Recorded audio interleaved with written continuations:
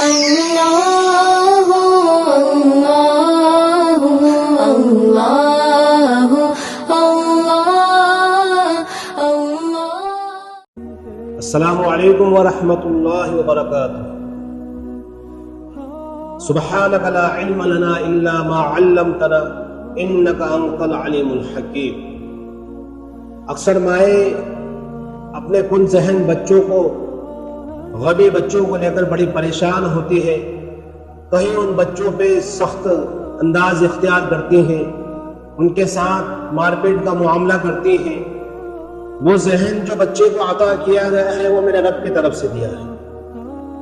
ہر انسان یہ چاہتا ہے کہ وہ قابل بنے، اس کی شہرت ہو، علاقے والے اس کو پہچانے، اور وہ ایک ایسا سرمایہ دار انسان بنے کہ دنیا کے اندر اس کی سرخروئی ہو۔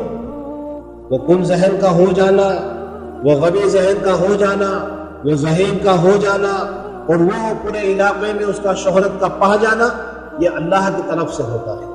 میری ماؤں کو اور میری بہنوں کو اپنے بچوں پہ زیادتی نہ کرتے ہوئے ان بچوں کو اپنے قریب کریں، اپنے سینے سے لگائیں۔ محبت اور پیار والا معاملہ ان بچوں کے ساتھ ہو۔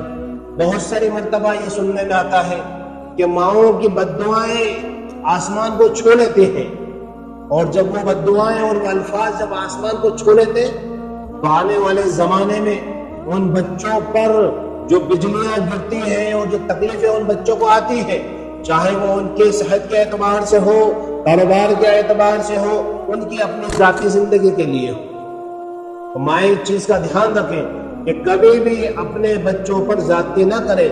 جب بھی بولیں تو اپنے بچے کے لیے اچھے الفاظ بولیں۔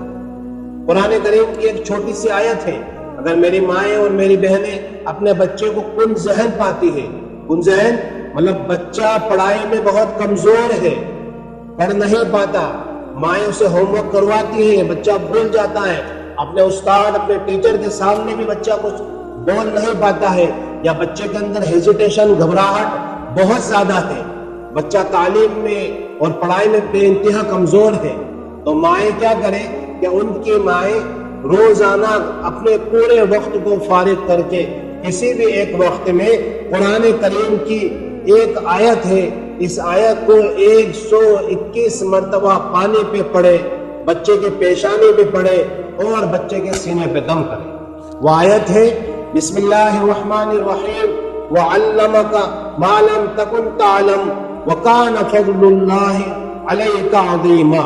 سورہ نساء آیت نمبر 113 ہے کہ میری بہنیں اور میری مائیں دھیان رکھیں کہ ہم اللہ کی طرف رجوع کریں، اللہ کی بارگاہ میں آئے اور قرآن مقدس کو ہاتھ میں لے کے اس کو اپنی زندگی میں لانے کی کوشش کریں، ورنہ بہت سی مرتبہ بچوں پہ زیادتی کرتے وقت ہمارے منہ سے ایسے الفاظ نکل جاتے ہیں کہ جو بچوں کی زندگی کو تباہ اور برباد کر دیتے ہیں۔ بغداد شہر میں رہنے والی ایک عورت کا قصہ یاد آتا ہے کہ اس کا جو 2 سال کا چھوٹا سا معصوم بچہ ہے، جب رات کو ماں اس بچے کو اپنے قریب میں اپنے پہلو میں لے کر سوتی ہے تو بچہ رونا، بل بلانا، پیشاب کر دینا، کہ روز مرہ کی اس بچے کی عادت ہے۔ ماں کی نیند خراب ہو رہی ہے، ماں پریشان ہو رہی ہے، ماں اپنی زندگی کی کئی راتیں ایسی گزار چکی ہیں کہ وہ اس کو نیند نہیں آئی ہے، اس کی پلکیں آپس میں ٹکرائے نہیں ہیں، وہ ماں اپنی نیند کھو چکی ہے اور کافی دنوں سے وہ جاگی ہوئی ہے۔ اچانک ایک رات آتی ہے، وہ بچہ ویسا ہی رونے لگتا ہے، وہ بل بلاتا ہے، ماں کو پریشان کرتا ہے۔ ماں اپنی گود سے بچے کو اٹھا کر بستر پر پٹک دیتی ہے اور کچھ جملے اور کچھ الفاظ بولتی ہے کہ اللہ تجھے اکٹھا صلاحی کیوں نہ دیتا۔ یہ الفاظ بول کر وہ بھول جاتی ہے کہ تجھے اللہ صلاحی کیوں نہ دیتا ہے۔ زمانہ گزر گیا، ہفتے گزر گئے، مہینے اور سال گزر گئے، بارش آئی، سردی اور گرمی آئی، تمام نے کروٹیں بدلی۔ ایک زمانہ یہ آیا کہ وہی بچہ بغداد شہر کا بہت بڑا مالدار بنا۔ اللہ نے اسے خوبصورتی عطا فرمائی، اللہ نے اسے قد و قامت عطا فرمایا، اللہ نے اپنے علاقے کا اسے عزت دار شخص بنایا۔ اس کی تعلیم پر لوگ عش کرنے لگے، اس کی خوبصورتی کے وہ عالم تھے کہ کسی کی نگاہ اس کے چہرے پر تھمتی نہ تھی. جب وہ علاقوں سے اور محلوں سے چلتا تھا تو لوگ اس کو دیکھنے کے لیے ٹھہر جایا کرتے تھے.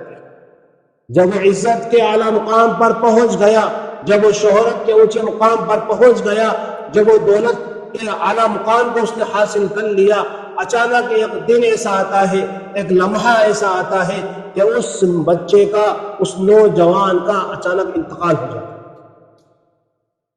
اس کی ماں اس بچے کے، اس بیٹے کے، اپنے جوان بیٹے کے جنازے کے پاس بیٹھی ہوئی ہے، اس کے پیروں کو پکڑ کے چوم رہی ہے کہ بیٹا آخر کیا وجہ تھی کہ تو نے زندگی میں مجھے بیچ راستے میں میرا ساتھ چھوڑا. ایک بزرگ کے پاس پہنچتی ہے روتی ہوئی، کہتی ہے کہ اللہ کے ولی، آپ کا اللہ سے بڑا تعلق ہے، آپ کا اللہ تبارک و تعالیٰ سے بہت قریبی رشتہ ہے. آپ بتائیں تو صحیح کہ جوانی کے بھرپور عالم میں کہ میرے بچے نے دنیا کی زیب و زینت کو، دنیا کی چمک دمک کو اور دنیا کی روانائیوں سے میرا بچہ تو ابھی ناآشنا تھا، اس نے ان تمام چیزوں کو دیکھا نہیں تھا، اور آخر کار مجھ سے کیا گناہ ہوا کہ میرے اللہ نے اسے جو ہے بیچ جوانی کے اندر اس دار فانی سے اٹھا لیا. وہ بزرگ کہتے ہیں اماں جان، زمانے پہ زمانے گزر گئے، بارشوں پہ بارشیں گزر گئی ہیں، سردیوں پہ سردیاں گزر گئی ہیں، گرمیوں پہ گرمیاں گزر گئی ہیں. کیا تجھے وہ رات، وہ دن یاد نہیں ہے کہ جس وقت تو نے اپنے بچے سے تنگ آ کر اسے بستر پہ پٹخا تھا اور تیرے منہ سے ایک الفاظ نکلا تھا، ایک بددعا نکلی تھی، اور وہ بددعا اور اس بددعا کے الفاظ یہ تھے کہ اللہ تجھے صلاحی کیوں نہ دیتا ہے؟ اے اللہ کی بندی، تو نے بددعا آج سے 25 سال پہلے کی تھی، وہ بددعا قبول آج ہوئی ہے کہ تیری گود اجڑ گئی، تیرے سر سے تیرے جوان بیٹے کا سایہ اٹھ چکا. اس لیے اے اللہ کی بندی، تو جب بولا کر تو ایسا بولا کر کہ جس میں تیری اولاد کے لیے نفع ہو، جس میں تیری اولاد کے لیے خیر و برکت ہو، جس میں تیری اولاد کے لیے صحت مندی ہو. جب تو بولے تو تیری اولاد کے لیے سلامتی والی دعائیں نکلیں. میرے ماں اور میری بہنوں، اللہ تبارک و تعالیٰ نے اولاد ہمیں جو عطا کی ہے، یہ اللہ کی بہت بڑی نعمت ہے. کہ پوچھو ان ماؤں سے جو باج ہیں، کہ زندگی کے کئی سال گزر چکے ہیں اور ان کی گودیں آج بھی ویران اور سونے پڑے ہوئے ہیں. ساری نعمتیں ہونے کے باوجود وہ دوسرے کے بچوں کو جب گودیوں میں کھیلتا ہوا دیکھتی ہے تو اپنی زندگیوں کو ویران اور سنسان سمجھ لیتی ہے. اولاد اللہ کی ایک نعمت ہے، اللہ کا بڑا احسان ہے.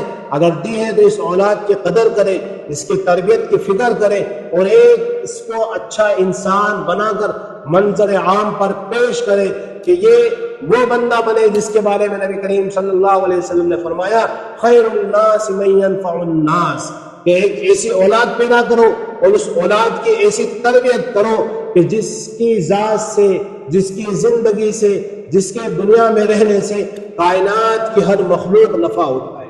اللہ ہمیں عمل کی توفیق نصیب کرے. السلام علیکم ورحمۃ اللہ.